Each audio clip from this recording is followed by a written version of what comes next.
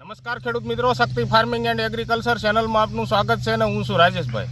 તો મિત્રો, આજે તારીખ છે 13 ફેબ્રુઆરી 2026 અને અમારા જીરાના આજ 90 દિવસ ગઈકાલે 12 તારીખે કમ્પ્લીટ થઈ ગયા.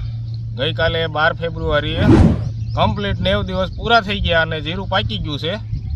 તો જીરાની અંદર કેવો પાક આવ્યો છે, કેવો દાણો થયો છે એ પણ વિડીયામાં બતાવશું. અને જીરું અમે ઉપાડવાનું પણ ચાલુ કરી દીધું છે, પણ એકારે બધું નથી ઉપાડી રહ્યા.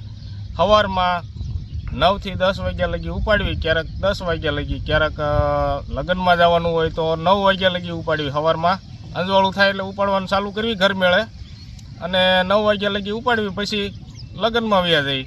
એટલે ઉપાડવાનું પણ ચાલુ કરી દીધું છે. ધીમે ધીમે પાકતું જાય અને એ રીતનું ઉપાડતા જઈએ છીએ. એટલે એકારે આપણે વધારે કોઈ મજૂર ન કરવા પડે અને ઉતાવળથી ઉપાડવું એવું પણ નથી. દરરોજ થોડું થોડું ઉપાડશું એટલે ઉપડી જશે જીરું કમ્પ્લીટ.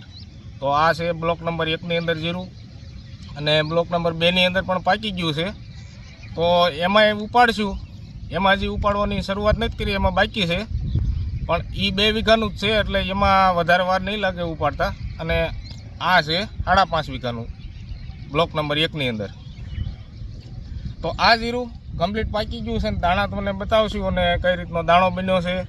અને ખાસ કરીને તમને પહેલાં જ વાત કરી દઉં કે ભાઈ, જીરામાં ઓણસાલ શરમીના એટેક બહુ જ છે.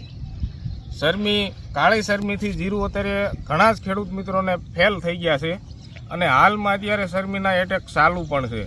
શરમીનો રોગ એવો છે કે ભાઈ, આજ શરૂઆત થઈ થોડાકમાં, એટલે 1-2 દિવસ જાય એટલે એ ઘણા જગ્યામાં ફેલાઈ જાય ને આખા બ્લોકમાં શરમી લાગી જતી હોય છે. દવાઓ ગમે એવી છાંટે, સારી ભારેમ દવાઓ સારી કંપનીની છાંટે તો થોડુંક ધીમી ગતિ રહે, શરમીની તીવ્રતા ધીમી પડે.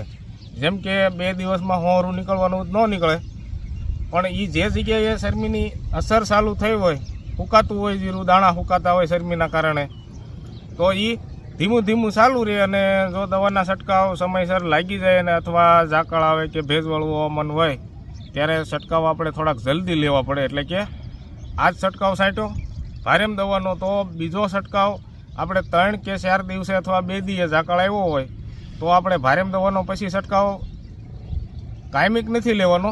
ભારેમ દવાનો છંટકાવ છાંટ્યો એટલે એના 7 થી 8 દિવસ રિઝલ્ટ રહેતા હોય છે.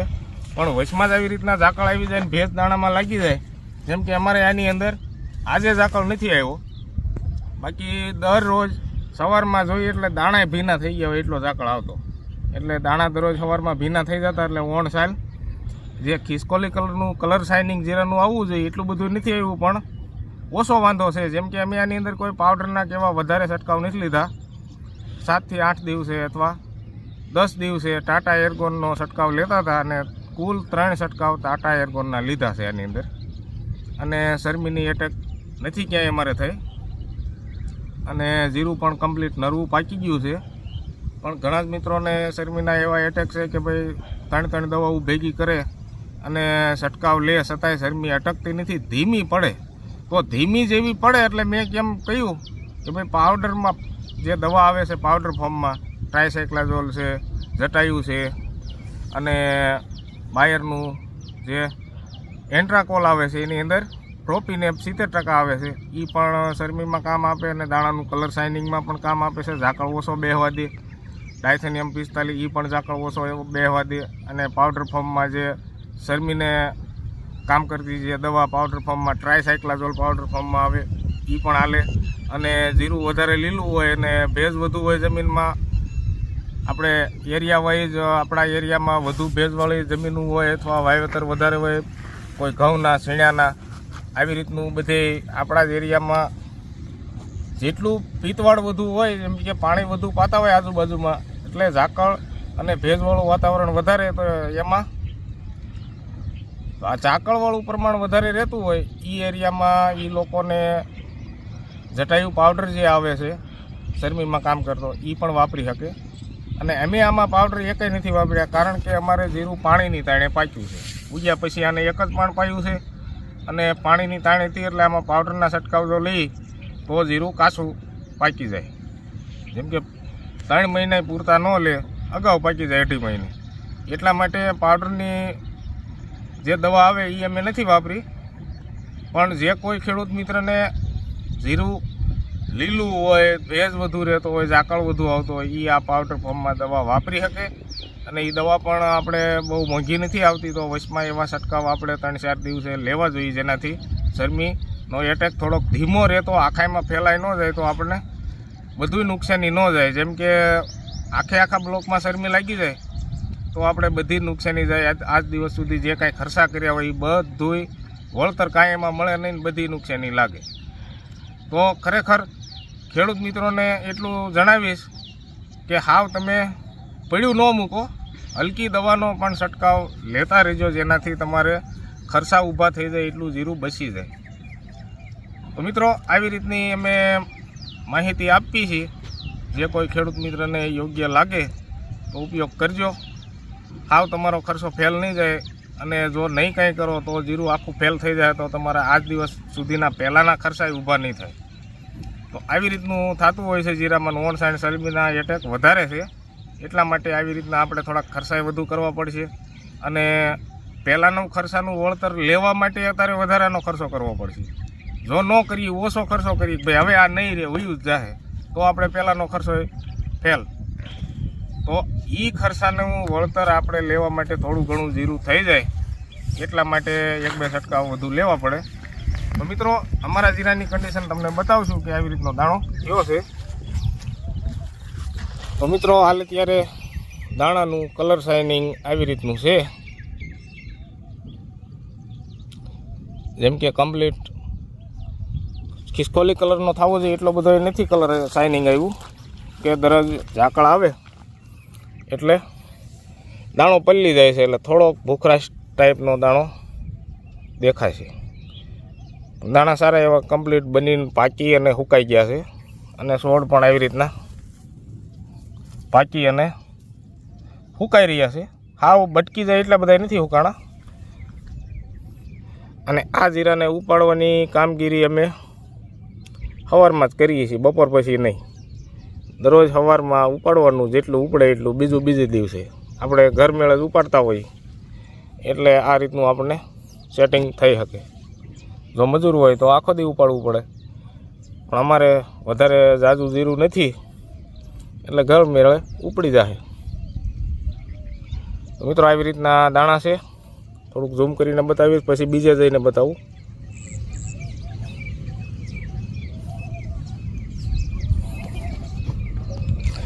તો મિત્રો, આ જે દાણો છે જીરાનો, આ ઠેસરમાં નીકળશે ત્યારે પાછું કલર શાઇનિંગ થોડુંક આવી જાય. ઠેસરમાં કાઢશું ત્યારે પણ વિડીયો બનાવીને બતાવશું કે આવી રીતના દાણા આવે છે. તો મિત્રો, હવે આગળ જઈને જોઈ. બધી બ્લોક નંબર 1ની અંદર આવી રીતનું જીરું છે. અને જ્યાં પહેલાં પાક્યું ત્યાં અમે પહેલાં ઉપાડ્યું હતું. અહીંથી જે અહીંયા આ જે જગ્યા છે, અહીંયા વધુ તાણ પડી ગઈ હતી, એટલે અહીંયા પહેલાં પાક્યું. અને અહીંયા મેં તમને બતાવ્યું વિડીયોની શરૂઆત કરીને. બાજુમાં ઘાસ સારો વાવેલ છે, નેપેલ ઘાસ, અને ત્યાં જ આ બ્લોકનો ખૂણો પડે છે, અને સામે જે ઝાડવા દેખાય ત્યાં નદી છે. એટલે આ ખૂણા ઉપર થોડુંક ભેજનું પ્રમાણ પણ વધુ રહે, એટલે કે ઝાકળ અહીંયા થોડોક વધારે બેસે. પણ છતાંય શરમીમાં વાંધો નથી આવ્યો. નહીંતર આવી જગ્યા ઉપર ઉપરવાસ જે ઘાસ છે અને એ પાતા હોય એમાં ઝાકળ ચડે, બાજુમાં નદી છે, ઝાડવા છે, એમાંય પણ ઝાકળ બેસવા કરે, એટલે થોડો ઘણો ઝાકળ અહીંયા વધારે બેસે. પણ શરમી આમાં નથી આવી. તો મિત્રો, હવે તમને આગળ જઈને બતાવીશ.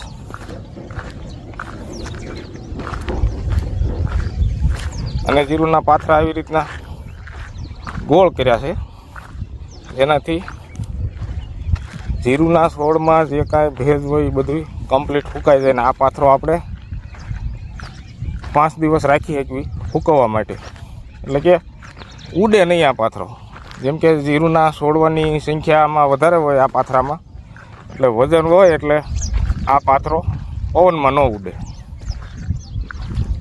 ને હમણાં હું તમને બતાવું, અમે ઉપાડેલું છે જીરું, ત્યાં જઈને બતાવું. આ છે ઉપરનું પાળિયું જે સૂકો લાગ્યો હતી, એમાં પણ જે છોડ સારા રહી ગયા હતા એ કમ્પ્લીટ દાણો સડીને પાકી ગયા છે, એ તમને બતાવું.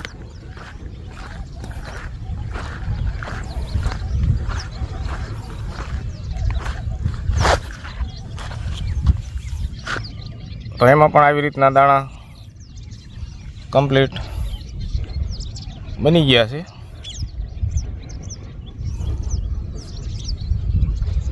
સૂકો લાગ્યો તો એમાં લાગટ હાવ ફેલ નથી થયું. દવાનો છંટકાવ આપણે લીધો હોય એટલે 4-5 દીમાં રિઝલ્ટ બતાવી દેવાનું, એટલે જે છોડ રહી ગયા એ સારા રહી ગયા, પછી સૂકો આગળ નથી વધ્યો. અને પિયત આપ્યું ત્યારે જે 2-3 દીમાં સુકાણા એ છોડ ફૂંકાઈ ગયા છે. તો મિત્રો ઉપરના પાળિયામાં, ઝાર બાજુના પાળિયામાં પણ જીરું કમ્પ્લીટ પાકી ગયું છે. એમાં હજી અમુક છોડ ક્યાંક લીલા છે, સેજ લીલાશ પડતા આવી રીતના, એટલે એને પહેલાં નથી ઉપાડ્યું, એને સૌથી સહેલા ઉપાડશું બધું ઉપડી જાય ત્યારે. ને હવે તમને બતાવું, અમે જીરું ઉપાડવાની શરૂઆત ચાલુ છે. આવી રીતના ગોળ પાથરા કરવી છે, અને પાથરામાં પણ આવી રીતનો દાણો બન્યો છે.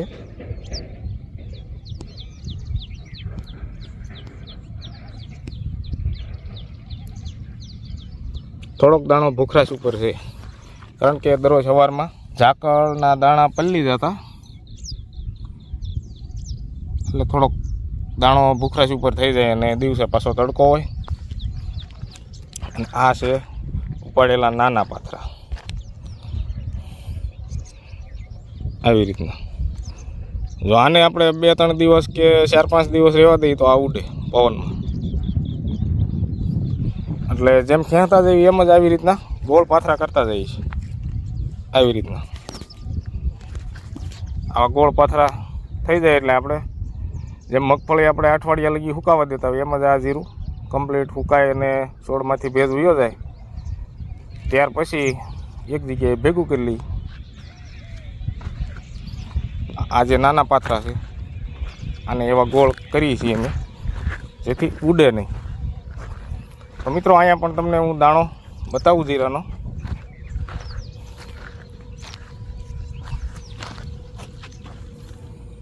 આવી રીતના દાણા કમ્પ્લીટ પાકી અને દાણો પણ સુકાઈ ગયો છે, અને દાણા પણ સારા બન્યા છે, અને આમાં ક્યાંય શરમીનો અસર છે નહીં. કમ્પ્લીટ સારો એવો પાક આવ્યો છે.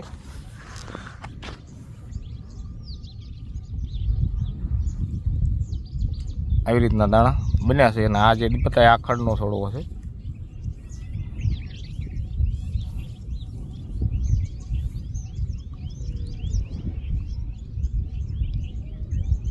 તો મિત્રો તમે જોઈ શકો આવી રીતનું દાણાનું કલર શાઇનિંગ છે.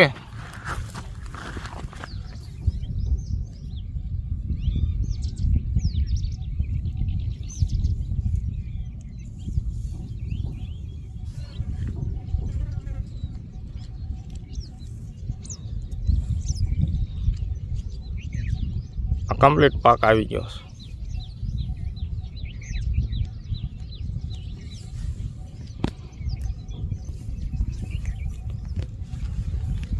તો મિત્રો આવી રીતનું જેમ જીરું પાકતું જાય એમ ઉપાડતા જઈએ છીએ અમે, અને અમારા ગોળ પાથરા કરતા જઈએ છીએ.